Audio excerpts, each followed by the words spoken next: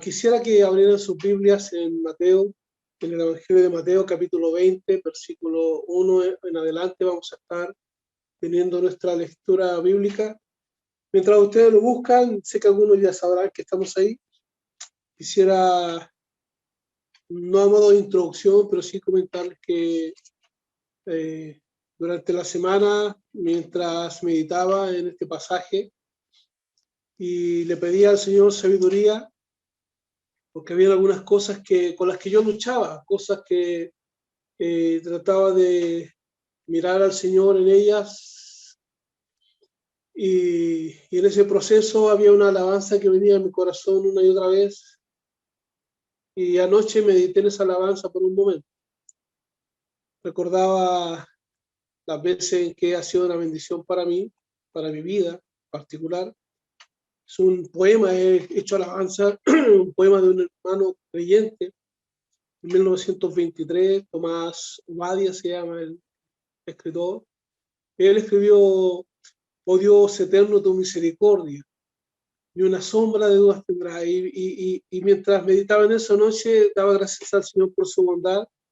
Y mire qué interesante, esta mañana, sin pedir ni siquiera a mi hermano Benjamín, nada en particular, hice una breve oración al Señor mientras cantaba una alabanza y le decía: Señor, qué hermoso sería para mí si pudiéramos cantar esta alabanza.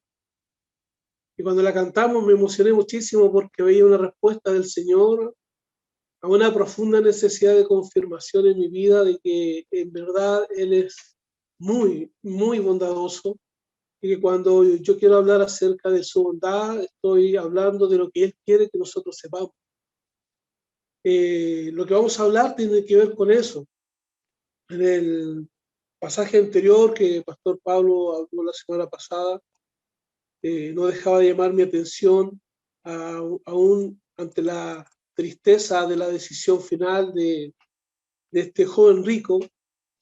Sí llamaba mi atención profundamente que no es un impacto que nos produce solo a nosotros, sino que también es un impacto que le produce a los discípulos, tanto así que el Señor habla para ellos sin reprochar a Pedro por la actitud, sin reprochar a los discípulos, oyendo lo que ellos tenían que decir, y luego de eso necesita reafirmar sus palabras como lo ha hecho antes a través de una parábola, que aquí se llama la parábola, dice, los obreros de la viña. Yo he querido titular esta parábola como la parábola del hombre bueno. Recuerda que en el contexto anterior, el joven rico llama al Señor, le llama maestro bueno, y el Señor le recuerda que solo hay uno bueno, que ese es Dios. Y está bien pensar que Dios es bueno, pero hay que creerlo también, y hay que confiar que es así. Y bueno, veíamos que en definitiva la confianza del joven rico no estaba puesta en las palabras del Señor Jesucristo, sino en sus propias posesiones. Y eso llevó a pensar a los apóstoles, particularmente a Pedro, que ellos no pensaban en sus posesiones, sino que habían dejado todo por seguir al Señor. Y surge una pregunta en la vida del apóstol Pedro que produce como resultado una respuesta del Señor a través de una promesa, de una advertencia y de una confirmación, que es esta parábola. Vamos a leer juntos en el capítulo 20, versículo 1 en adelante, y luego de eso expondremos la palabra del Señor. Versículo 1 en adelante: porque el reino de los cielos es semejante a un hombre, padre de familia, que salió por la mañana a contratar obreros para su viña, y habiendo convenido con los obreros en un denario al día, los envió a su viña. Saliendo cerca de la hora tercera del día, vio a otros que estaban en la plaza desocupados, y les dijo: id también vosotros a mi viña, y os daré lo que sea justo. Y ellos fueron. Salió otra vez cerca de las horas sexta y novena, e hizo lo mismo. Y saliendo cerca de la hora 11ª, halló a otros que estaban desocupados, y les dijo: ¿por qué estáis aquí todo el día desocupados? Le dijeron: porque nadie nos ha contratado. Él les dijo: id también vosotros a la viña y recibiréis lo que sea justo. Cuando llegó la noche, el señor de la viña dijo a su mayordomo: llama a los obreros y págales el jornal, comenzando desde el postrero hasta los primeros.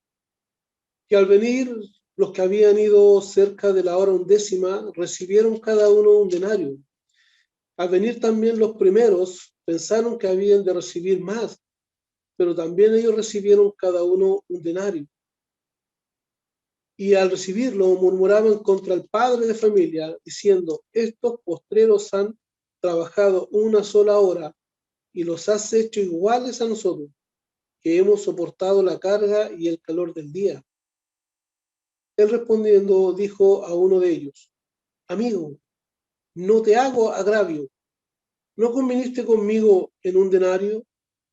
Toma lo que es tuyo y vete, pero quiero dar a este postrero como a ti. ¿No me es lícito hacer lo que quiero con lo mío? ¿O tienes tu envidia porque yo soy bueno? Así, los primeros serán postreros y los postreros primeros, porque muchos son llamados, mas pocos escogidos. Dios bendiga su palabra. Pedimos al Señor que abra nuestras mentes y nuestros corazones y nuestro entendimiento para poder aprender lo que Él quiere enseñarnos. Oramos. Querido Señor y buen Padre Celestial, que en un lugar delante de su presencia, usted en su misericordia abra nuestros corazones, que abra nuestro entendimiento como lo hizo en su momento con el apóstol Pedro. Y ante una pregunta, usted no solo entregó una parábola, sino que podemos ver en la vida del apóstol y en su tiempo y en su trayectoria ministerial, que él entendió claramente cuál era su posición delante suyo. Y aunque a lo mejor, como a nosotros, le costó entender y a nosotros nos cuesta a veces entender, Señor, aún así su palabra eterna permanece, Señor, inmóvil, no cambia, no es transable y está ahí para enseñarnos la verdad eterna de lo que usted ha hecho por nosotros y de lo que hará, Señor, con nuestras vidas en la vida eterna. Le damos gracias por su palabra y le rogamos, Señor, que podamos entender lo que usted nos enseña esta mañana. Hable, Señor, conforme a su propósito, que Cristo sea exaltado, que su Hijo Jesús sea, Señor, la razón de poder entender y leer su palabra, y que podamos ver a través de esta parábola a su Hijo Jesucristo obrando en nuestras vidas. Gracias, Padre. Oramos por los méritos de nuestro Señor Jesús. Amén. La parábola del hombre bueno. ¿Por qué el hombre bueno? Primeramente porque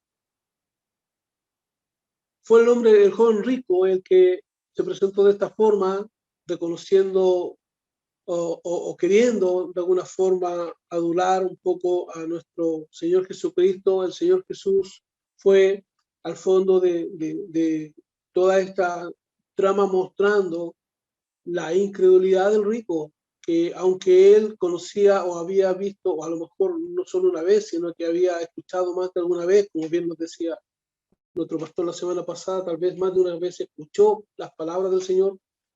Sin embargo, su decisión es triste, y ante esa decisión el Señor reacciona a sus discípulos diciéndoles que es muy difícil, es imposible para el hombre poder entrar a la vida eterna por los méritos propios. Nosotros no tenemos cómo edificar una escalera tan grande, edificar una construcción o una torre tan grande que pueda llegar a los cielos. Nosotros no tenemos esa facultad. Solamente podemos llegar a Dios, el Padre, por intermedio de nuestro Señor Jesucristo. El que cree en el Hijo tiene la vida, y el que no tiene al Hijo ya ha sido condenado. Entonces, la forma de poder llegar a Cristo, a Dios el Padre, es a través de Cristo. Bueno, los versículos entonces que vienen ahora en esta parábola tienen que ver con eso. Me llama la atención que en el contexto del joven rico, los discípulos, asombrados, dice la palabra del Señor, capítulo 19, versículo 25, se asombraron en gran manera, diciendo: ¿quién pues ¿podrá ser salvo? Esa era una pregunta legítima, válida de ellos. Era, vaya, si nosotros no vamos a hacer nada para conseguir la salvación y no podemos hacer nada, entonces, ¿cómo nos salvamos? Solamente a través de creer, solamente a través de confiar en el Señor Jesucristo. Bueno, el apóstol Pedro, parece ser que siempre el apóstol le daba vuelta al asunto. La otra vez vimos algo muy similar en la vez pasada que tuve la oportunidad de predicar para ustedes. En el versículo 27, el apóstol dice: he aquí nosotros lo hemos dejado todo y te hemos seguido. ¿Qué pues tendremos? También es una pregunta válida. Si hemos renunciado a todas las cosas para servir al Señor, ¿cuál es el propósito de poder hacerlo? Para la gloria de Dios. Es una buena respuesta, pero necesitamos ser contundentes con esto.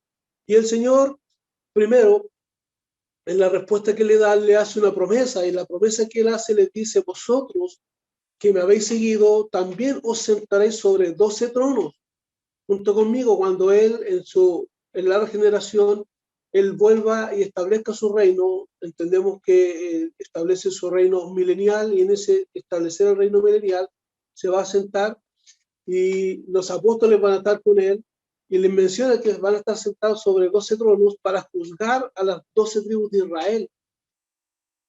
Yo no sé qué cara puso el apóstol. Me habría gustado haber estado en ese momento para haber visto la impresión de entender las dimensiones de lo que estaba pasando en la vida de los apóstoles.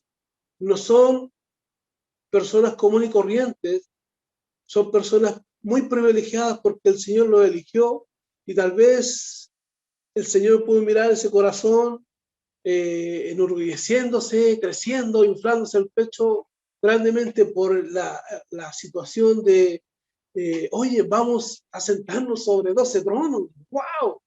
Y el Señor sobre esto mismo hace una advertencia en el versículo 30, y le dice: pero muchos primeros serán postreros y postreros primeros. Entonces todo lo que se eleva al apóstol Pedro, de pronto, ¡wow! ¿Pero qué pasó? Recién nos acaba de decir que vamos a estar sobre 12 tronos, y ahora nos dice que los primeros van a ser postreros. Eso un poco también tiene que ver, y así lo entiende el escritor Edith Luis Carballosa, con un tema dispensacional, que lo vamos a ver un poco más adelante. Tiene que ver un poco también con una aplicación personal, por cómo nosotros nos presentamos delante del Señor. Bueno, esa es la advertencia, y posteriormente a eso el desarrollo de la parábola del hombre bueno. El desarrollo de esta parábola comienza con una sinfonía del Señor, un concierto. Yo le he llamado un concierto a la misericordia, a la humildad y a la gracia divina. Y el primer punto acá es que el Señor desarrolla la sinfonía de la bondad. Este pasaje, cuando el Señor está mostrando, está reafirmando que sus promesas son firmes, y de que efectivamente ellos van a estar sentados sobre 12 tronos, y que todos aquellos que han perdido madre, padre, hermanos, por la causa del Señor Jesucristo, van a recibir 100 veces más, y que fuera de eso tienen asegurada en Cristo Jesús la vida eterna. Procede ahora el Señor a hacer un canto, no literal, pero con sus palabras y su parábola, un canto, una sinfonía a la bondad de Dios. Todo esto es por la bondad de Dios. Todo esto tiene que ver porque Dios es bueno, y Él está ratificando y reafirmando que Él es bueno y que Él es misericordioso, y que todas las cosas que van a ocurrir ocurren por su misericordia. Ahora, esto pone a la iglesia a la vanguardia, ya no lo pone desde atrás. Muchos primeros quedaron postreros, y esto dispensacionalmente también queda un poco así, y muchos postreros pasan a la vanguardia como iglesia del Señor para estar enfrente. Y eso debe ponernos a nosotros en una situación de agradecimiento profundo, porque quienes estamos postreros, el Señor dice que nos va a poner a la vanguardia, estamos al frente. Yo oraba al Señor por esto, yo decía: pero Señor, tú vas al frente, Y cuando pienso en la iglesia, digo, el Señor es la cabeza, Él va al frente. Pero la Escritura nos enseña y el Señor nos instruye también a través del mismo libro de Apocalipsis de que cuando Él regrese para este reino milenial, Él no lo va a hacer en solitario, Él va a venir con sus millares de santos. Y no tiene que ver con una situación de que venga con millares de ángeles, tiene que ver con que Él va a venir con su iglesia, la iglesia del Señor ataviada, vestida para ese día. Y la vestidura de la iglesia es la justificación de los santos, es la justicia de Dios en nuestra vida. No hicimos nada para ser la esposa del Cordero, la desposada del Señor Jesucristo. No hicimos nada para estar sentados en la mesa de Dios. No pudimos hacer nada para poder recibir la salvación. Sin embargo, la bondad de Dios ha permitido que usted y yo podamos tener reservado un asiento en la gran cena de las bodas del Cordero y no un asiento en algún lugar, en un rincón. Dios quiere que usted y yo nos sentemos al lado de Él como la novia de su Hijo Jesucristo, como la desposada en las bodas en que se celebra al Cordero y a su iglesia. La iglesia tiene un lugar interesante dentro de la dispensación de Dios en este tiempo y en la dispensación también llamado el milenio. Bueno, el Señor Jesucristo comienza aquí diciendo, porque el reino de los cielos es semejante a un padre de familia.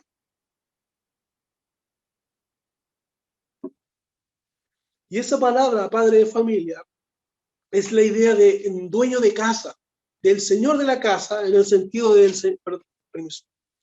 en el sentido del señor de la casa, del que tiene es el dueño de hogar y al mismo tiempo él administra los bienes de la casa. Él es el dueño, él es el jefe de hogar. Nosotros le llamamos jefe de hogar. Este hombre, como padre de familia, como dueño de casa, es una referencia directa a nuestro Dios y al Señor Jesucristo. Más de alguna vez el Señor, en las parábolas principalmente, y también explicando algunas cosas a sus discípulos, Él ha usado la palabra padre de familia para referirse a nuestro Dios y referirse también a Él como el Señor y el padre de familia en la congregación, al Señor Jesucristo. Recuerde cuando el Señor Jesucristo dice en algún momento, si al padre de familia le dicen Belcebú, ¿qué queda para los hijos? Y es la idea de que el padre de familia es el Señor Jesucristo. Entonces Él está poniendo esta parábola del reino de los cielos y está poniendo al padre de familia para que podamos entender también el carácter. Y Él dice que hay un padre de familia y hay algo muy particular en esto. Él dice que salió por la mañana a contratar obreros para su viña. Este trabajo lo hacían los administradores, los mayordomos, pero este padre de familia personalmente madruga para salir a buscar. Aquí hay algo interesante para mí que tiene que ver con Dios y con nosotros. Dios está tan interesado en la salvación del ser humano, no como algunos creen de que solamente Dios quiere salvar a algunos y otros no. La palabra del Señor dice que Él está interesado en la humanidad, que Él ama a los seres humanos y quiere que todos procedan al arrepentimiento. El tema de la responsabilidad humana es la incredulidad del hombre. No es un tema de Dios, es un tema del hombre. Y en esta búsqueda, Dios sale de temprano, sale en la mañana, sale por el mediodía y sale en todo momento para buscar obreros para su viña. ¿Recuerda cuando Adán y Eva estaban en el huerto del Edén y Eva pecó siendo engañada por la serpiente? Luego de eso también Adán pecó. Bueno, no fue Adán el que buscó a Dios para rendir cuentas de su pecado. Ellos se ocultaron, se avergonzaron porque habían pecado y es Dios quien va en búsqueda de su obrero. Recuerde de que Adán era un obrero en la viña del Señor. Lo puso para trabajar, para que labrase la tierra, para que la subyugase, la administrara y controlara la tierra. Y este hombre al fallar se esconde. Y es Dios, el gran misionero de los misioneros, el que va y busca a Adán para decirle, ¿dónde estás? Y es él el que restituye de alguna manera y cubre la vergüenza y el pecado de Adán temporalmente para que pudiera seguir haciendo una obra que ya estaba caída, producto del pecado. Bueno, en esta sinfonía Dios está haciendo lo mismo. Él está como padre de familia saliendo a buscar obreros para su viña y él lo hace personalmente. Él no manda mayordomos a buscar obreros. Él personalmente está buscando obreros. Hay, hay hermosas alabanzas que nos hablan de esto, y hay una en particular que dice, Dios está buscando obreros hoy. ¿Quién quiere ir a trabajar? También el Señor dice, la mies es mucha, los obreros pocos. Y el Señor está ahí buscando. Y este padre de familia, en el contexto de la parábola, sale a buscar obreros para la viña y dice que llegó a la plaza, al ágora, y en la plaza donde ocurría toda la actividad comercial, había obreros que se ofrecían para el jornal diario, y él tomó de ahí obreros, y dice que habiendo convenido, si usted me acompaña, versículo 2 dice, y habiendo convenido con los obreros en un denario, al día los envió a su viña. Y esa palabra, habiendo convenido, es la idea de haber hecho un concierto. Es la palabra sinfonía que nosotros usamos para hablar de los conciertos clásicos. Entre ellos, uno de los más notables es el concierto o la novena sinfonía de Beethoven. Tal vez alguno de ustedes ni sabe cuál es la sinfonía de Beethoven. Una sinfonía, entre paréntesis, está dividida en 4 partes. Se divide una sinfonía y la novena sinfonía de Beethoven, en su última parte, en la 4ª parte, particularmente, tiene un himno que nosotros lo conocemos como el himno a la alegría. Cuando usted escucha el himno a la alegría, está escuchando la 4ª parte de la sinfonía de Beethoven. Ese es un himno y es algo maravilloso escuchar un concierto de esa manera. Bueno, es maravilloso también cuando Dios concierta con los seres humanos, obreros para su viña, cuando el Señor le llamó a usted, cuando me llamó a mí, cuando nos escogió para ser obreros de su viña, es algo maravilloso. No somos capataces, no somos mayordomos, el Señor nos ha puesto como obreros de la viña y es honroso poder llegar a trabajar con Él. Y aquí están estos hombres que tienen que ir a trabajar a esta viña. Han convenido, han llegado a un acuerdo, el trabajo se hacía por un denario al día y era un acuerdo justo. Entonces el hombre era también un hombre justo que se preocupaba de buscar personas para que trabajaran. Él estaba preocupado de las personas. Dice la palabra del Señor que él no solamente salió temprano en la mañana, sino que salió a la hora 3ª, a la hora 6ª, a la hora 9ª y a la hora 11ª. Es decir, que él, después de haber conseguido en la madrugada los obreros para su viña, él salió a buscar más. Llegó a las 9 de la mañana a la plaza, encontró ahí algunos obreros y les dijo, váyanse a trabajar a mi viña. No llegaron a un acuerdo de un denario. La palabra no dice eso. Dice que él los invitó a trabajar y ellos fueron y les pagaré lo que sea justo. No les dijo voy a pagarles un denario, lo que sea justo. Es decir, podría haber pagado menos de un denario y era justo. Luego de eso, al mediodía llegó a la plaza, encontró más obreros y los llevó a trabajar. Y a la hora 9ª, es decir, más o menos a las 3 de la tarde, se fue a la plaza a dar una vuelta. ¿Y qué creen? Encontró obreros sentados y los llevó a trabajar a su viña. Como a las 5 de la tarde, se fue a dar una vuelta. A las 5 de la tarde ya era una hora para dejar de trabajar. Pero él se da una vuelta por la plaza y encuentra a algunos que están ahí y les pregunta, ¿y ustedes qué están haciendo acá?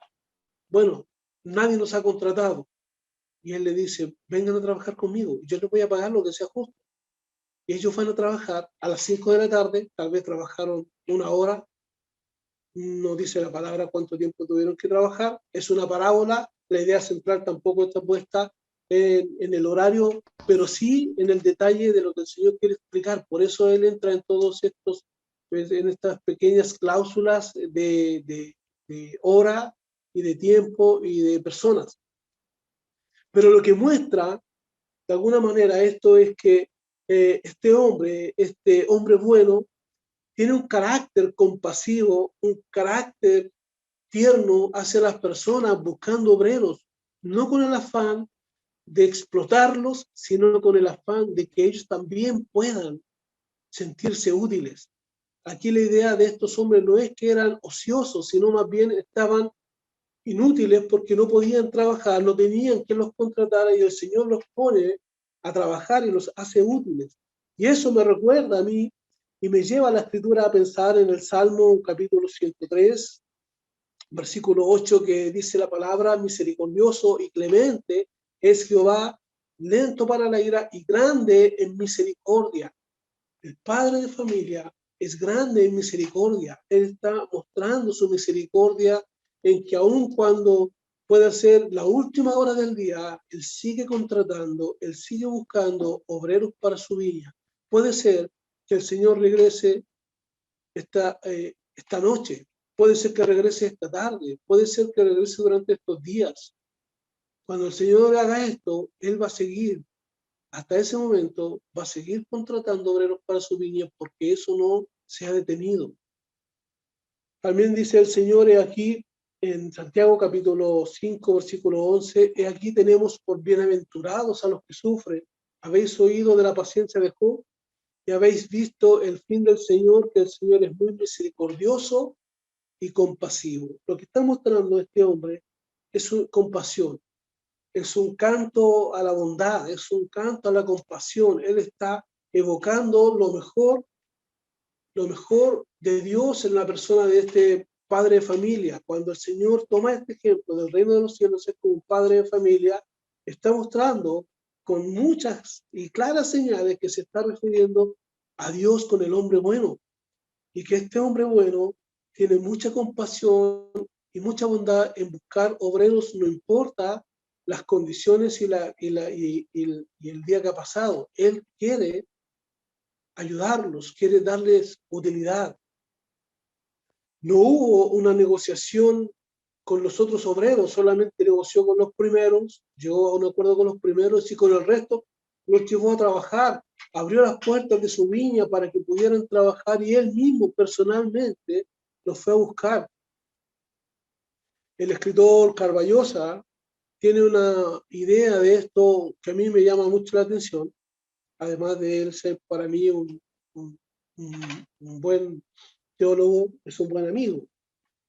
Quizás podría existir aquí una referencia, aunque sutil, a la condición pactada de los obreros judíos en el reino debido al pacto abrámico y a la condición no pactada de los otros, es decir, los gentiles, quienes contra naturaleza fueron injertados en el olivo. Esto es Israel. Tal como lo explica Pablo en Romanos capítulo 11, versículo 11 al 32, de ser así, esta parábola tiene algo que ver con el desarrollo del programa de Dios para la bendición del mundo. Perdón.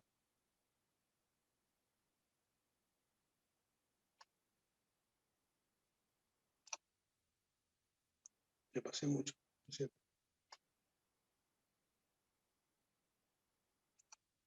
Ok.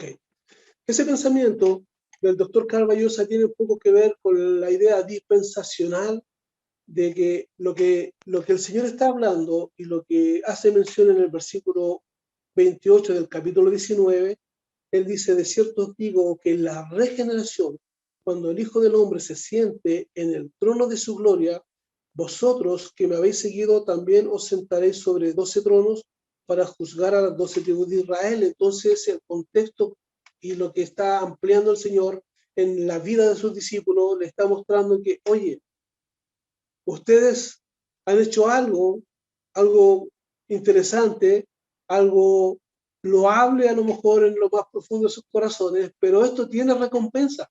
Esto no es porque si ustedes tienen un servicio que van a tener que cumplir cuando se establezca el reino milenial. Y lo que hace pensar al doctor Carballosa la idea de un tiempo dispensacional es que los primeros obreros hicieron un convenio hicieron un contrato, pactaron, y pactaron con el padre de familia por un denario.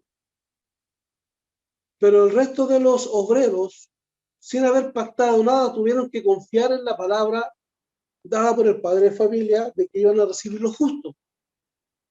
Ahora bien, ¿cómo desglosamos esto para hacerlo un poco más entendible? Los primeros obreros, de alguna manera, lo que está queriendo mirar el doctor Carballosa es que los primeros obreros tienen que ver con la nación de Israel. Recuerde que de la nación de Israel vienen los pactos, vienen las promesas, de la nación de Israel sale la palabra del Señor para el mundo, de la nación de Israel sale el Mesías príncipe prometido para nosotros también, de la nación de Israel vienen todas estas promesas y todo la bendición de Dios para todas las naciones. Benditas serán todas las naciones a través del Señor Jesucristo, quien viene de la nación de Israel. Entonces el apóstol Pablo está poniendo, claro, mostrando que hay un lugar particular para la nación de Israel, pero ahora, en este postrero tiempo, los postreros han pasado a ser primeros. ¿Por qué? Porque la nación de Israel, con todo lo que está sufriendo hoy día, ha pasado a un segundo plano para que la iglesia del Señor ocupe un lugar primero. Hoy el Señor te ha puesto a ti, querido hermano, querida hermana, a la vanguardia, te ha puesto primero, no mereciéndolo. Esta es la misericordia y la gracia del Señor. El Señor no te está dando lo que realmente tú mereces. Dios no me ha dado lo que yo merezco y yo doy gracias a Dios que en su misericordia Él me da lo que era inmerecido para nosotros, dándonos la vida eterna y un lugar en el reino como la desposada del Cordero. Somos la novia, somos la desposada, la esposa del Señor Jesucristo. Cuando el Señor Jesús venga a esta tierra, la desposada, la iglesia del Señor viene con Él. Dios tiene un trato especial para su iglesia, la ha puesto en un lugar muy hermoso, muy al lado de Él. Dios, y en la persona de su Hijo, muestra su misericordia y también su humildad. Este es un ejemplo tremendo de humildad, de que no importa cómo has llegado al Señor, no importa en qué condiciones tú has llegado a Cristo, no importa si ya llegaste cuando es una avanzada edad. Abro un paréntesis, conozco un pastor que después de los 50 años se fue a estudiar al seminario y yo lo vi hacer sus mejores esfuerzos para poder estudiar y muchas veces sufrir y querer hasta renunciar porque él decía que ya su mente no le daba. Sin embargo, Dios obró en su vida para que él aprendiera cada lección. Llegó a ser uno de los buenos alumnos y un buen compañero. Cuando él terminó de estudiar, el Señor lo puso en el ministerio y hasta el día de hoy él trabaja en el ministerio. Dios lo llamó en una edad avanzada y sin embargo él no se quedó en la trastienda, él no se quedó en la retaguardia, él entendió que tenía que pasar a la vanguardia sirviendo al Señor porque Dios le había llamado para servir a Cristo.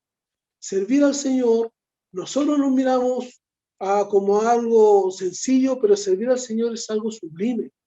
Poder desatar la sandalia de Cristo es algo sublime. Poder besar los pies del Señor y estar dispuesto a su servicio es algo sublime. Y Él toma estos postreros y los pone primero. Y el gran mensaje central y el corazón de esta parábola tiene que ver con esto. Le está diciendo al apóstol Pedro, Pedro, ojo, los postreros pasarán a ser primeros. Recuerde que antes de esto y después se va a notar también, los apóstoles están buscando lugares especiales. Algunos quieren sentarse a la derecha del Señor, otros al otro lado, otros más cerca, cosa que en el reino tengan lugar de privilegio. Pero el Señor dice que el lugar de privilegio lo ocupan aquellos que hoy sirven, que son servidores del resto. Bueno, Spurgeon, el pastor Charles Spurgeon o Carlos Spurgeon, pastor del siglo XIX, hablando acerca de esto, él hace algunas preguntas que la he usado a modo de aplicación para esta Sinfonía de la Bondad. Y dice así, ¿por qué algunos de nosotros permanecemos desocupados para con Dios? ¿Todavía nada ha tenido poder para comprometernos con el servicio sagrado? ¿Por qué atrevernos a decir, como dijeron los últimos, nadie nos ha contratado? No podríamos decir que nosotros que nadie nos ha contratado cuando el Señor ya ha convenido con nosotros, darnos un trato justo. El Señor nos ha prometido la vida eterna y querer más que eso sería un trato injusto de parte de nosotros. Querer más que eso sería decir que Dios no es justo y Dios ha sido muy justo y ha sido justo y ha sido fiel con Él mismo y su palabra. El Señor no necesita ser fiel con nosotros. Nosotros no merecemos la fidelidad del Señor. La fidelidad del Señor es a su palabra y a su promesa de guardar nuestras vidas y salvarnos del presente siglo malo, salvarnos de la condenación eterna y llevarnos en Cristo Jesús a su gloria. En segundo lugar, lo que este padre de familia quiere mostrar es que la bondad se puede presentar también en la mayordomía. La mayordomía es la economía. Acá en este pasaje también hay un mayordomo que nos acompaña, versículo 8, dice la palabra del Señor: cuando llegó la noche, el señor de la viña dijo a su mayordomo. Podríamos decir aquí que este mayordomo hacía las veces del contador, del que llevaba las finanzas de la casa con él. Él era el que pagaba. Ahora, nota algo interesante: tiene un mayordomo para pagar los sueldos, pero cuando se trata de buscar obreros, este hombre personalmente los busca. Y no busca a los mejores, él busca a todos los que están desocupados para darle una ocupación. Esa es la bondad de este hombre bueno, quien le dice a su mayordomo: llama a los obreros y págales el jornal, comenzando desde los postreros hasta los primeros. Aquí quiero destacar algo interesante. No importa, no importa, no es la palabra no importa, ya la estoy usando, quiero ver cómo la puedo arreglar. No importa, hermanos, lo que usted pueda creer o pueda pensar respecto al servicio. Solo déjeme aclararle una cosa. Si usted no trabaja para Dios, usted trabaja para el diablo. Si usted no trabaja en la viña del Señor, usted está en la plaza, y en la plaza está inútil. Y la inutilidad produce enfriamiento espiritual. Y cuando nosotros espiritualmente nos enfriamos, cometemos pecados graves, como por ejemplo lo que va a mencionar más adelante la parábola del Señor, la murmuración. La murmuración es un pecado grave en la iglesia y es uno de los pecados más recurrentes.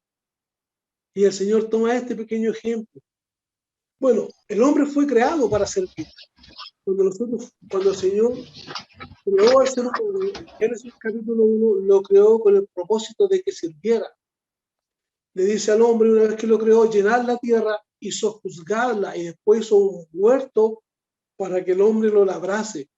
Dios siempre ha querido que el hombre trabaje en la obra, siempre ha querido que el hombre sirva, sea un siervo útil, un buen administrador de las cosas del Señor. Y ahora espiritualmente Dios espera lo mismo. En Romanos capítulo 6, versículo 15 en adelante, el Señor dice: ¿qué pues? ¿Pecaremos porque no estamos bajo la ley, sino bajo la gracia? En ninguna manera. ¿No sabéis que si os sometéis a alguien como esclavos para obedecerle, sois esclavos de aquel a quien obedecéis, sea del pecado para la muerte, o sea de la obediencia para justicia? Pero gracias a Dios que aunque erais esclavos del pecado, habéis obedecido de corazón a aquella forma de doctrina a la cual fuisteis entregados. Y libertados del pecado, vinisteis a ser siervos de la justicia.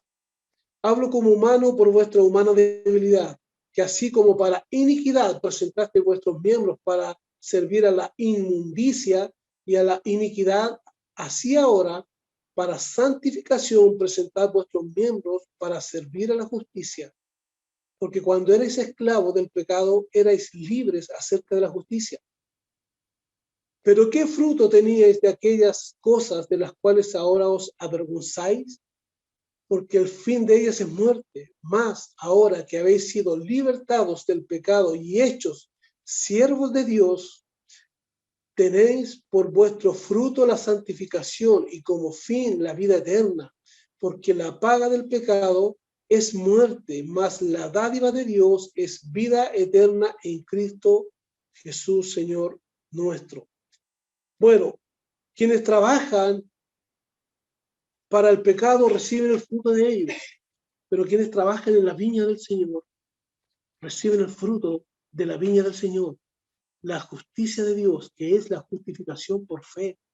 La justicia de Dios es la justicia de Dios imputada al creyente. Cuando nosotros hemos recibido al Señor, el Señor nos ha declarado justos para que podamos servirle y para que podamos estar en su presencia. Recuerde que ningún injusto puede estar delante de Dios. Bueno, nosotros podemos estar en la presencia del Señor hoy espiritualmente, de tal forma que podemos tener una relación directa con Él por la justicia.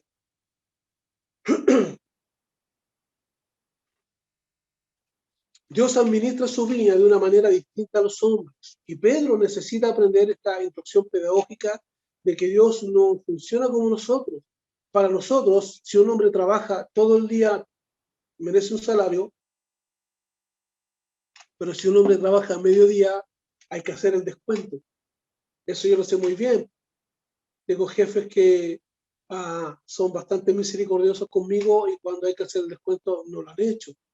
Y yo sé que yo lo merezco, pero ellos no lo han hecho porque hay una bondad de parte de ellos de dejar el día completo.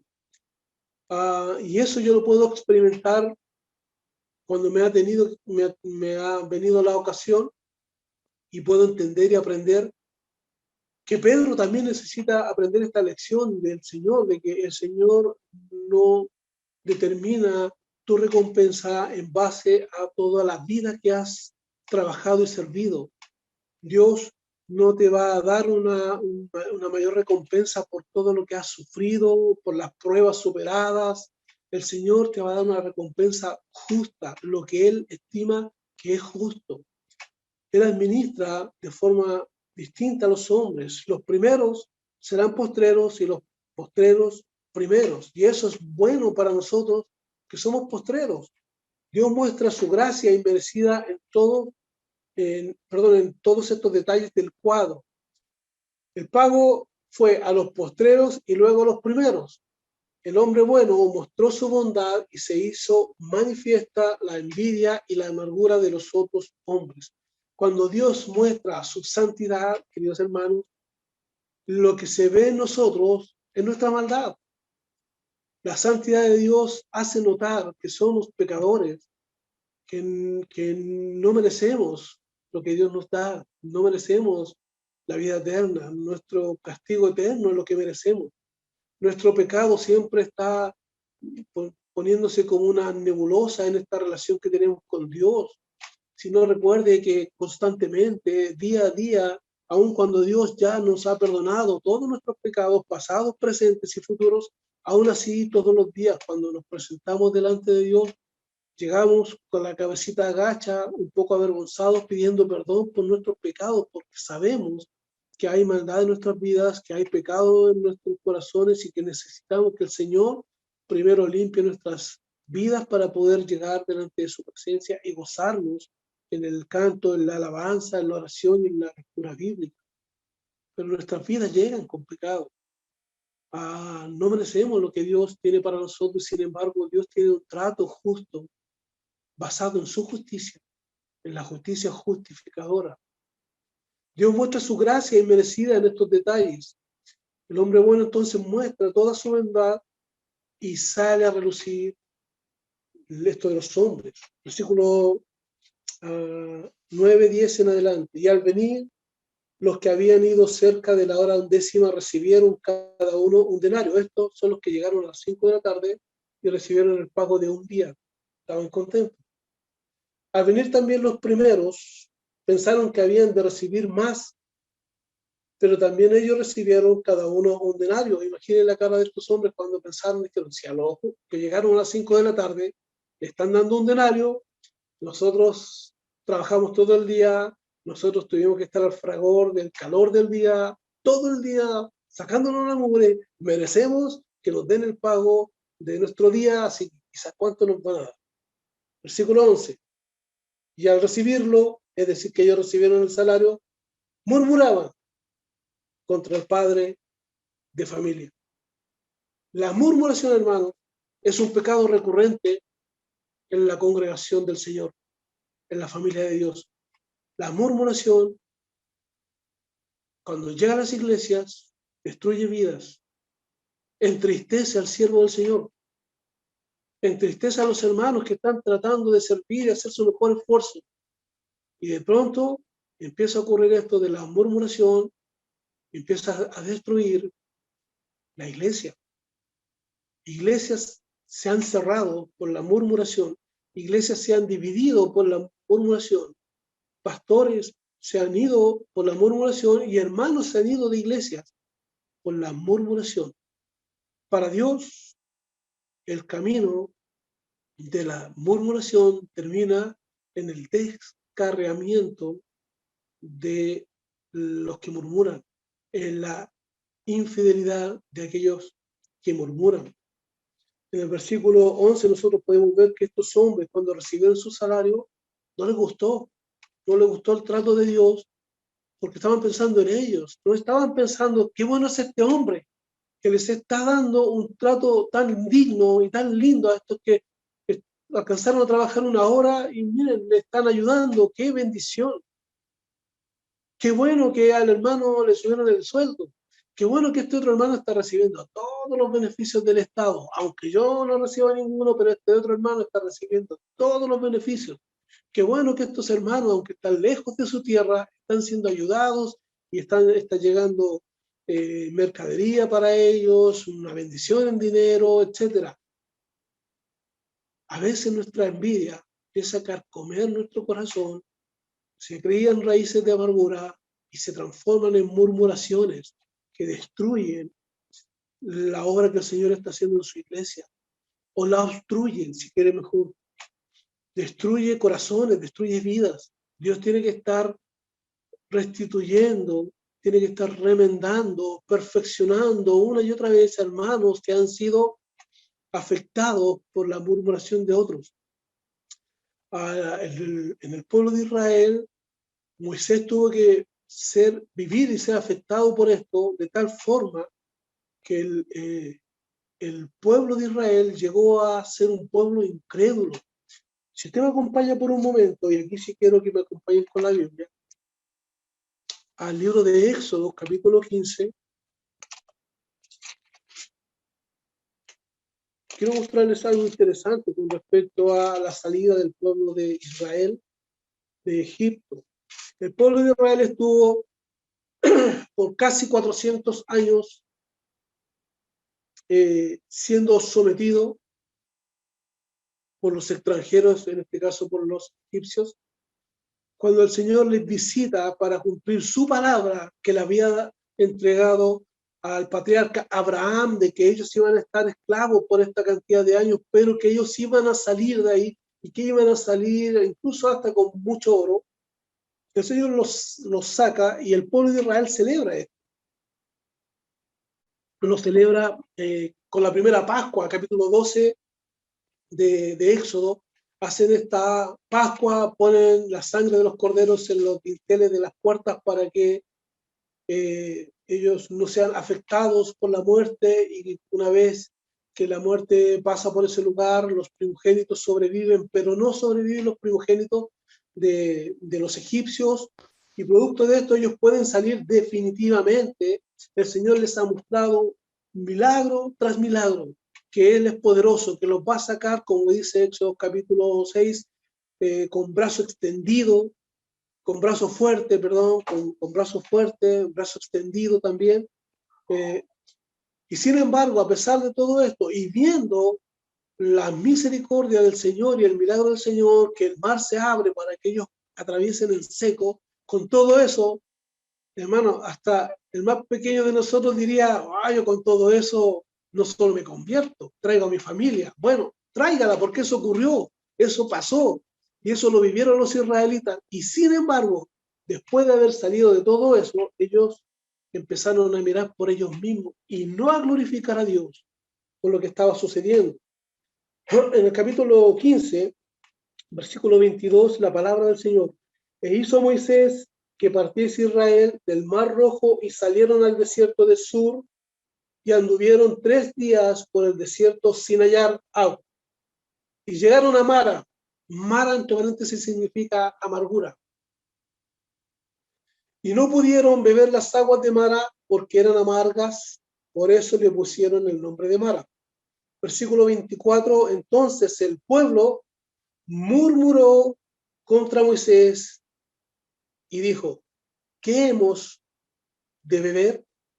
Mire, a veces una murmuración parece algo muy simple, porque no se hace con el tenor de la molestia ni el odio, sino se hace como una pregunta insidiosa, como algo, y nosotros estamos todos acá, ¿y dónde está el pastor? Y nosotros estamos todos reunidos acá, ¿estará conectado el pastor? Y los hermanos diáconos, y cuando apretan el botoncito para que no se vean, es porque van a buscar galletas para comer. Y comienzan cosas simples, son cosas sencillas, que parecen inofensivas. Pero ¿qué sucede? Parece que le viene el blanco a uno. ¿Pero qué sucede? Sucede que estas pequeñas preguntas empiezan a transformar una murmuración en apartarse absolutamente de la gracia del Señor. Capítulo 16, versículo 2. Y toda la congregación de los hijos de Israel murmuró contra Moisés. Y mire ahora, contra Moisés y Aarón en el desierto. Esa pequeña pregunta, ¿y por qué no está el pastor? Bueno, si no está el pastor, ¿dónde están los diáconos? ¿Y dónde están los hermanos encargados? ¿Y quién se hace cargo de esto? Oye, para eso tenemos líderes. ¿Y dónde están entonces los líderes?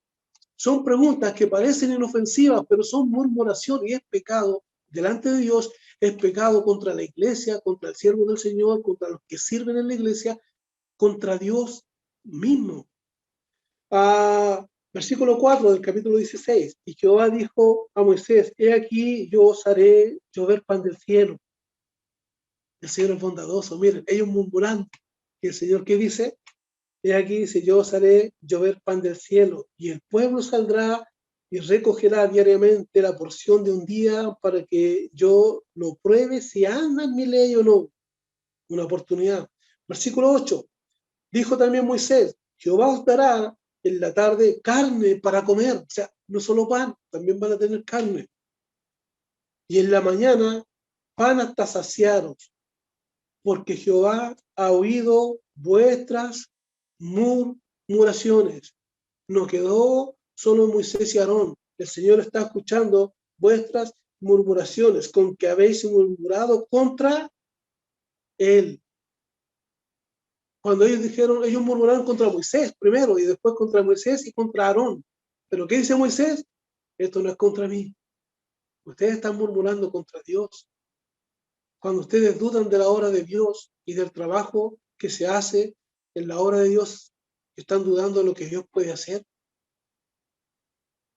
La iglesia del Señor no la sostiene un equipo de liderazgo. La iglesia del Señor se sostiene por la mano de nuestro Señor, porque Él la sostiene. La iglesia del Señor se sostiene por quien es la cabeza, que es Cristo. Cristo sostiene su obra y su iglesia. Nosotros solo somos servidores del Señor. Nosotros estamos para servir a los hermanos. Usted y yo debemos servirnos mutuamente. Ese es nuestro trabajo en la obra, servirnos, atender nuestras necesidades mutuamente. Esto es recíproco. Yo debo preocuparme por usted y usted tiene que preocuparse por mí. Sin murmuraciones. Y dice que Moisés dice, ha oído vuestras murmuraciones con que habéis murmurado contra él, porque nosotros, ¿qué somos? Vuestras murmuraciones no son contra nosotros, sino contra Jehová.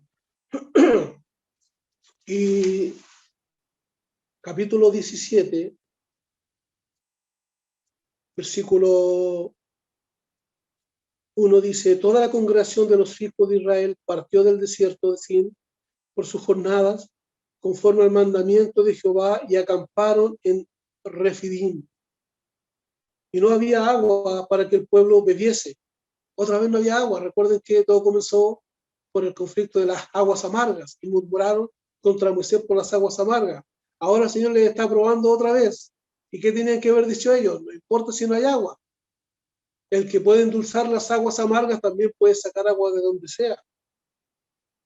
Y altercó el pueblo con Moisés. Ahora ya no solamente están murmurando, dieron un paso más allá. Altercó el pueblo con Moisés y dijeron, danos agua para que bebamos. El paso siguiente de la murmuración, queridos hermanos, cuando uno empieza a apartarse del Señor, es exigirle a Dios, como si Dios fuera nuestro servidor. Yo siempre digo, a modo de ilustración, cuando converso sobre todo con amigos creyentes, a modo de solo ilustrarles, les digo, el Señor no es cuidador de autos. Porque a veces me ha pasado más de una ocasión que he dejado mi auto estacionado y alguien me ha dicho eventualmente, no te preocupes si el Señor lo cuida. No, el Señor es misericordioso y si Él quiere que se lo lleve, se lo van a llevar igual. El tema no es el auto, el tema es que con o sin auto yo debo glorificar a Dios y creer que Dios es bueno. Y cada vez que mi auto ha fallado, yo voy en el metro contento diciendo, Señor, tú quieres que yo esté aquí, tú quieres que ande en metro a pesar de esta pandemia, porque tienes un propósito para esto y algo quieres enseñarme. Dios no es nuestro cuidador, no es nuestra nana, no es la alarma de nuestra casa. No, queridos hermanos, aunque Él sí cuida todas nuestras cosas porque nos ama. Él nos protege porque nos ama. Él es bondadoso. Él está preocupado de nuestras necesidades. Pero lo triste es cuando de pronto, después de la murmuración, empezamos a demandar. No, es que no es el hermano que tiene que visitar. El pastor me tiene que visitar. Yo creo que debe ser porque la oración del pastor llega más rápido al cielo. No lo sé. Tal vez los diáconos son mejor escuchados, mejor oídos. Pero déjeme decirle algo.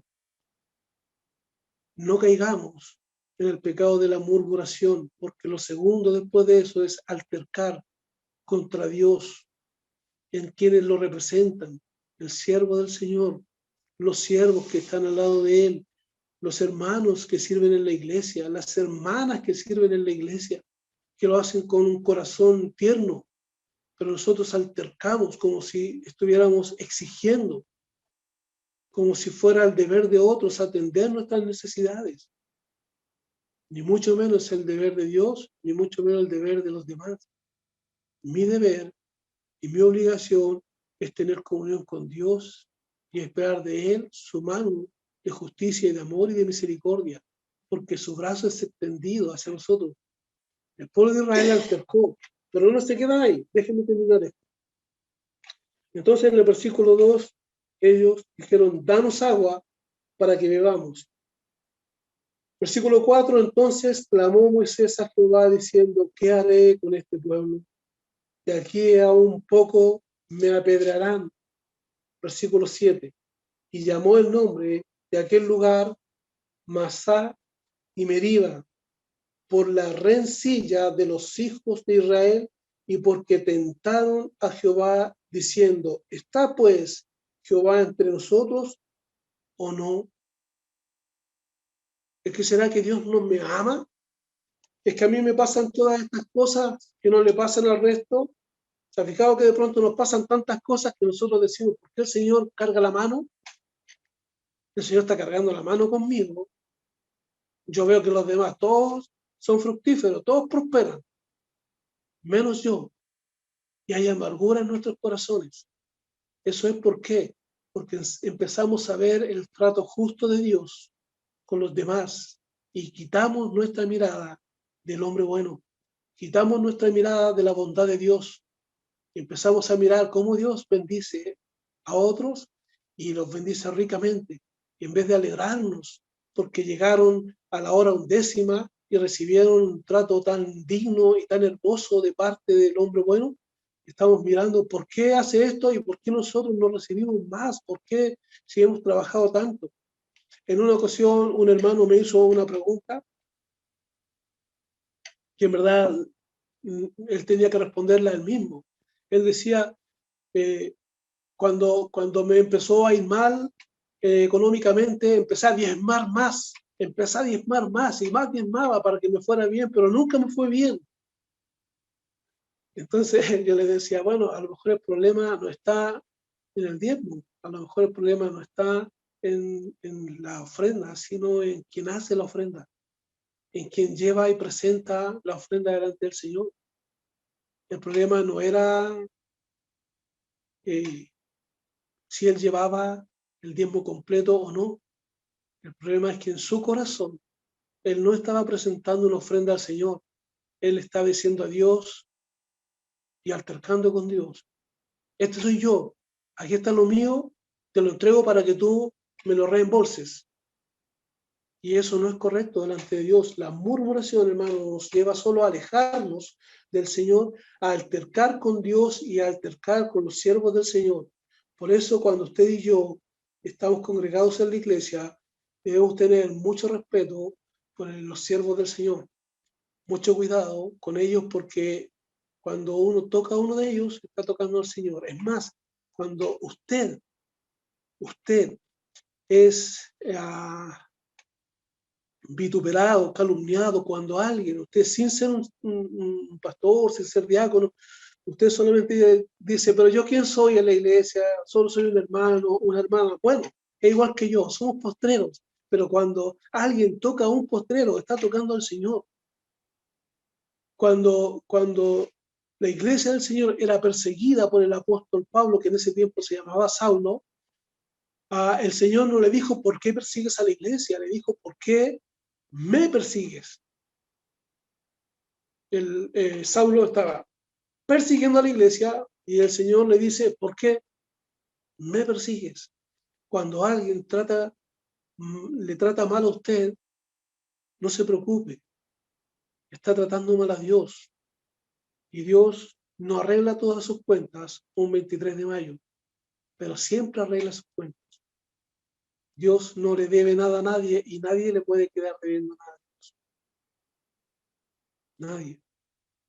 Porque cuando nosotros decimos, bueno, ¿y qué hago con esta deuda? El Señor nos dice, tetelestai, la deuda está cancelada, yo la pagué. Entonces, no se sienta menoscabado, no se sienta menos, porque en verdad la iglesia del Señor es la desposada del Cordero, es sublime, es grande, es importante, no es Dios, obviamente, pero es la desposada del Cordero, es la que va a estar sentada al lado del Señor en las cenas del Cordero. Bueno, su gracia y su misericordia, al contrario de la murmuración, es la que nos acerca a Dios. Y aquí hay algunas aplicaciones para nosotros.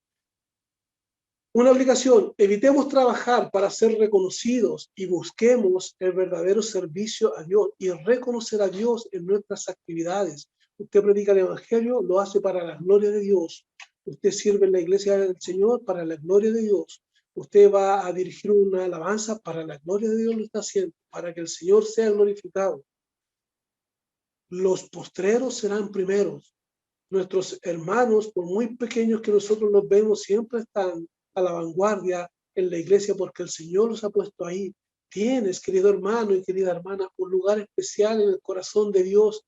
Él te ha hecho, te ha declarado su hijo, su hija, y eso es maravilloso. No todos pueden decir que tienen el honor de ser hechos hijos de Dios, y tú tienes ese honor. Y si hay alguien que escucha esto y no ha tenido el honor de reconocer al Dios eterno, hoy es el día de salvación, hoy puede postrar su vida, doblar sus rodillas, llorar su miseria y decirle a Dios que le perdone. Y este Dios justo, este Dios bondadoso, le va a perdonar y le va a poner a trabajar en su viña. Por último, la bondad encarnada. En los versículos 13 al 15, nosotros encontramos el corazón de este hombre bueno. Versículo 13, él respondiendo a la murmuración de ellos y a las palabras de ellos, él respondiendo dijo a uno de ellos, amigo, mire qué trato, qué distinto, ¿no? Ellos murmurando, hablando mal del dueño de casa, reclamando injustamente un salario por el cual no habían trabajado. Ellos trabajaban por un denario y un denario se les pagó. Y él les dice, amigo, hermosa palabra, entre paréntesis, que te traten de esa forma después de andar murmurando por ahí. No te hago agravio, ¿no conveniste conmigo en un denario? Toma lo que es tuyo y vete, pero quiero dar a este postrero como a ti. ¿No me es lícito hacer lo que quiero con lo mío? ¿O tienes tú envidia porque yo soy bueno? Cuando yo veo estas palabras, a veces pienso en el cielo y digo, infame mi deducción, pero digo, ¿cuántas sorpresas me voy a encontrar en el cielo? ¿Cuántos hombres que los voy a mirar y voy a decir, oye, también va a estar aquí? Pero quién sabe, otros muchos van a decir, ¿y Cristian qué está haciendo aquí? Y bueno, la verdad es que de todos los que vamos a llegar un día al cielo, ninguno es merecedor, pero vamos a poder tener un reencuentro en la gracia del Señor con nuestro Dios en los cielos, porque recuerde que el primer encuentro ya lo tuvimos cuando nosotros le recibimos como Señor y Salvador y Él mora, como decía nuestro hermano Benjamín, Él mora en nuestros corazones. Este es el encuentro con Dios y nuestro reencuentro en los cielos va a ser gozoso.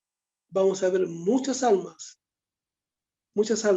que a lo mejor ni imaginábamos iban a estar en los cielos. Algunos tal vez ni les vamos a reconocer en su belleza esplendorosa después de haberles visto en esta tierra. Otros espero que mantengan su belleza, pero cada uno de nosotros va a disfrutar de la gloria del Señor en los cielos. Este hombre bueno trata generosamente a esta persona y le dice, amigo, amigo.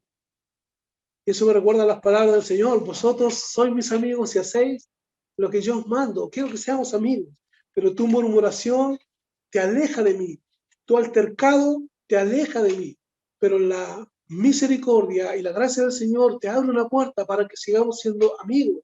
Amigo, vete en paz, vete tranquilo, yo te pagué lo que te debía, tienes lo tuyo.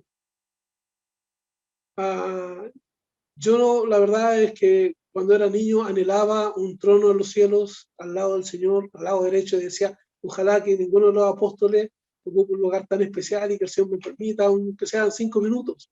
Pero la verdad es que cada vez que voy a la Escritura y veo mi condición, digo, qué bueno que soy postrero, qué bueno que soy de los últimos, porque a los últimos serán primeros. El Señor los va a tener privilegiadamente sentados como la desposada, como la iglesia del Señor. Y eso es bueno. Este hombre le dio un trato justo, él prometió un denario y pagó lo que la ley decía. Si el trabajador trabaja un día, no vas a esperar hasta el otro día, sino que le pagarás ese día. Cuando anocheció, él llamó a los hombres y les pagó y les dio un trato justo, pagándoles un denario, porque Dios no es deudor de nadie. Hebreos, capítulo 6, versículo 10, el Señor dice, porque Dios no es injusto para olvidar vuestra obra y el trabajo de amor que habéis mostrado hacia su nombre.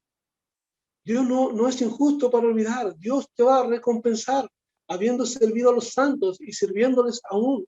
Dios tiene recompensas, pero esas recompensas no son para que nosotros nos jactemos de lo maravilloso que lo hicimos, sino que más bien tiene que ver para poder presentarnos con nuestras manos ocupadas y poder entregar al Señor una ofrenda de agradecimiento, porque nuestro servicio al Señor se va a transformar en esas coronas de que habla el apóstol Pablo y que también habla Apocalipsis, y esas coronas se van a transformar en la ofrenda que van a ser presentadas delante del Señor, en la presencia del Señor, cuando ya estemos en su gloria.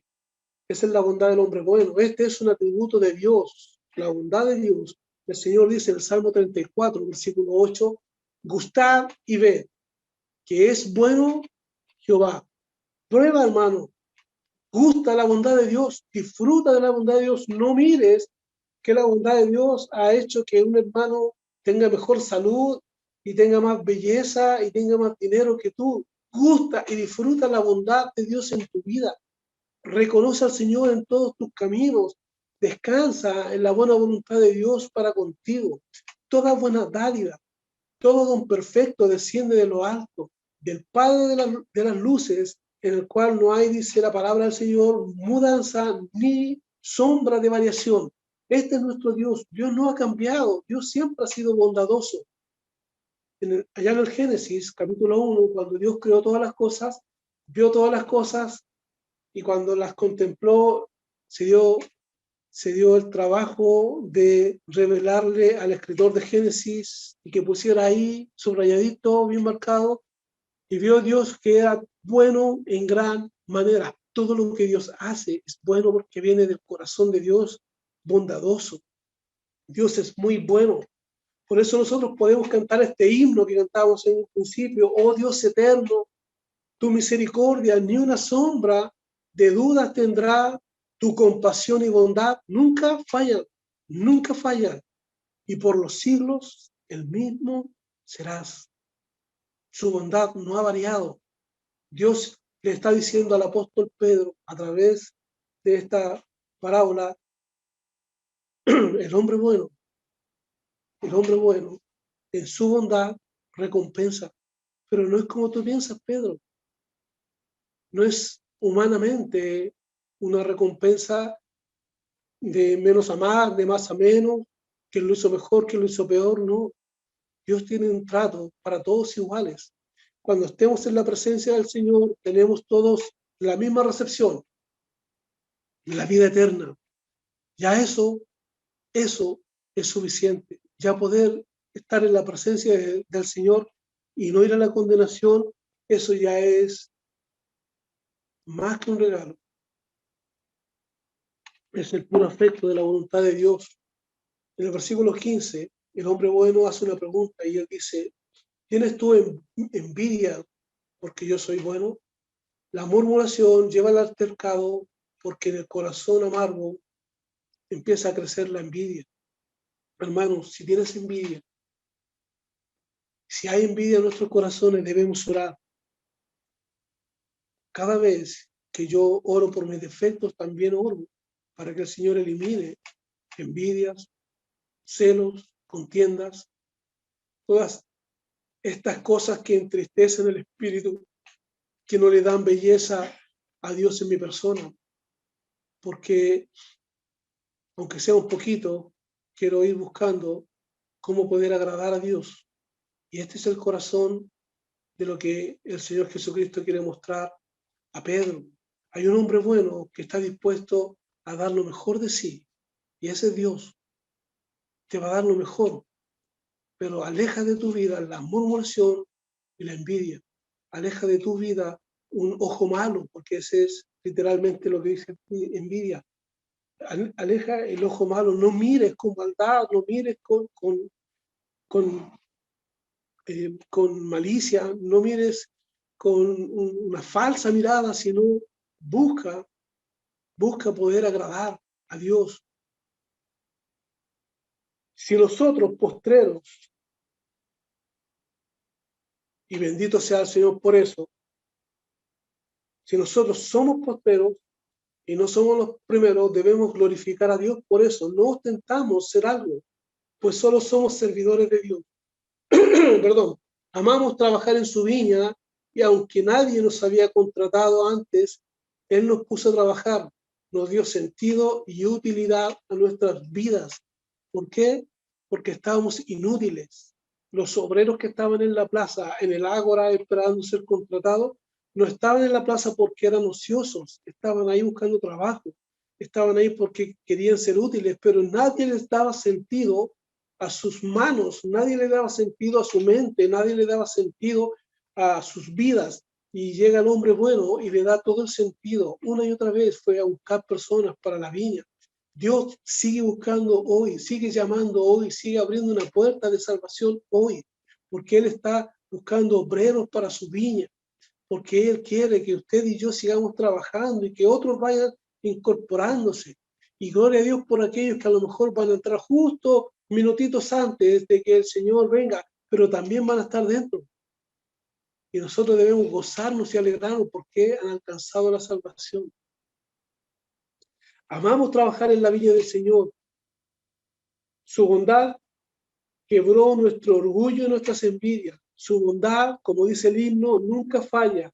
Su bondad hace que los postreros sean primeros. Y gloria a Dios por tan inmerecida gracia. Es la gracia del Señor. Cuando el Señor habla en esta parábola, respondiendo a la pregunta de Pedro, le está diciendo, Pedro, hay muchos que van a ser postreros, pero van a quedar primeros. Y muchos primeros van a pasar a un segundo plano. Hoy nosotros lo podemos ver en la vida de la iglesia y en la vida de la nación de Israel. La nación llamada al pueblo de Dios hoy está en un conflicto bélico, hoy está sufriendo una guerrilla, hoy está sufriendo un bombardeo de misiles. Sé que muchos estamos orando por la paz, no solamente en Jerusalén, sino que la paz en Jerusalén, en Israel, en Palestina y en todos los lugares, porque Dios ama a todos los hombres y quiere que todos procedan al arrepentimiento. Sin embargo, el Señor ha tomado un pueblo que no era su pueblo y le ha llamado pueblo, y es la iglesia. La iglesia del Señor ha pasado a la vanguardia. Usted y yo estamos en la vanguardia ahora, y es ahora cuando nosotros debemos orar por estas cosas. Ore por Israel. Nadie mejor que usted para orar por Israel, porque el Señor le ama y escucha su oración. Nadie mejor que usted para orar por su iglesia y por su pastor, porque el Señor le ama. Usted ha pasado a ocupar un lugar de vanguardia para el Señor. Usted no está al final de la fila, al final de la cola. Usted está adelante. El Señor le ha puesto ahí y Él quiere que camine junto a Él adelante. Y vamos marchando todos juntos con el Señor. Somos todos iguales en esto de marchar con el Señor. Tenemos este privilegio que Dios nos ha dado. Es un privilegio maravilloso. Sin embargo, cuando este privilegio nos honra a nosotros, debemos reconocer que es por aquel a quien llaman bueno. Dios es bueno. Nuestro Señor Jesucristo, Dios en la carne, es bueno. Y Él le ha dicho al joven rico, a sus discípulos y a nosotros a través de esta parábola, que Él es bueno, que su misericordia es grande, que su gracia y su bondad nunca fallan. Y esta parábola nos enseña que no somos nosotros. No estamos a la vanguardia porque somos los mejores tiradores, porque somos los mejores escuderos, porque somos los mejores francotiradores. Estamos adelante porque Dios, en su bondad, en su amor, nos ha llamado a trabajar en su viña. Trabajemos para Él, sin murmuraciones, sin altercados, sin envidias, confiando en la absoluta gracia del Señor. Y vamos a ver una iglesia creciente, una iglesia triunfante. Es lo que Dios espera de nosotros. Él espera que trabajemos, que le sirvamos, que seamos hombres y mujeres trabajadores para Él, para su gloria, para honrarle. Así que, hermanos, no estemos inútiles en la plaza, en el ágora, esperando ser contratados, porque ya el Señor nos llamó a la viña y debemos trabajar para Él. Amén. Vamos a orar.